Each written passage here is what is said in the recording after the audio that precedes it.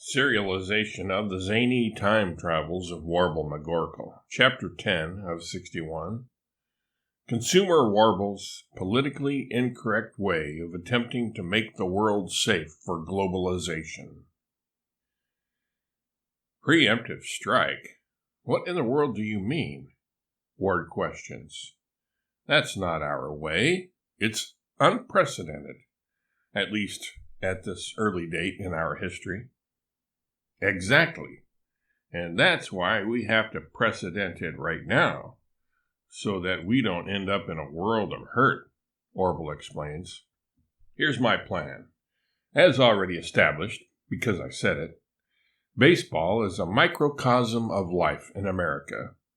If we improve baseball, we necessarily, and by definition, improve America. Now I ask you, who is the most important person on the baseball diamond? The umpire? Ward guesses. The umpire? That fat, dumb, wannabe turtle? What have you been smoking, Robespierre? The most important guy on the diamond is the pitcher. And do you know how many of these fine specimens we've lost over the years? Because they were forced to waste their time and wear out their arms throwing pitches that the batters didn't even swing at? Can't say that I do, Ward freely admits. You should brush up on American history then, also known as baseball history, Warble scolds. Briefcase Page, the greatest of them all, cut down in the prime of his career because of having to throw too many swung at but missed and unswung at strikes. And then there's the inimitable James Hanna-Barbera Dizzy Dean, who threw out his arm pitching to a gaggle of minor leaguers or American Legion players or whoever they were, who wouldn't know what a double steal was if one came up and bit them on the patootie. A travesty. Last but not least, holy crap, the pride of Korea blew out his arm pitching to Tony Gwynn, who fouled off 314 straight curveballs in one single solitary at-bat, which, as you might guess, was the last batter Crap ever faced. His arm was dead as a doornail from that point on. To add insult to injury, as Crap was yanked by the manager after Gwynn homered off him, a spectator, as they are wont to do, jeered him with comments decidedly unfavorable to his lineage. The hot-headed Korean pitcher lost his cool and went into the stands. When Crap hit the fan, all Dallas broke loose. Crap was banned from baseball for life. I think he's selling apples from a cart on the streets of Seoul now, and he doesn't especially care for that line of work. It's a sad thing. Anyway, just what are you driving at, Warble, besides trying to drive me crazy? Mary asks. That would be a mighty short ride for you, Mary, Warble retorts. You may as well walk if that's where you're going. Anyway, here's the deal. We have to change the rules of baseball so that umpires can call strikes on batters without the pitcher actually having to throw the ball.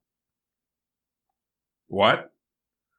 How could an umpire tell whether the pitcher is going to throw a strike, and whether the batter either wouldn't swing at it or swing at it and miss? Jacques asks. Well, he's the umpire, isn't he? What he says goes. He's probably the most important guy on the diamond. Except for the pitcher, that is. As I proved to you ignoramuses earlier. You just have to trust him and take his word for it. Or else. Besides, you just have to have faith. You gotta believe. Faith? You're espousing a faith-based initiative? Marianne asks. Leave Mary out of this. She doesn't even understand baseball, the poor pitiable soul. What I mean is this. Every true baseball fan, in other words, every dyed-in-the-wool red or blue-blooded American, knows that the umpire can tell in advance whether the pitch is going to be a ball or a strike. He can tell from the sign the catcher gives the pitcher, or the look on the pitcher's face, or how many times the pitcher scratches himself in the groin area, or in which direction he drools tobacco juice down his chin, whether the pitch will end up being a strike or not. He can? Marianne asks, dubious of the veracity of Warble's statement. Sure, Warble asserts. For example, if the batter can't hit low and inside curveballs, and the catcher calls for that sort of pitch, the umpire already knows it's going to be a strike.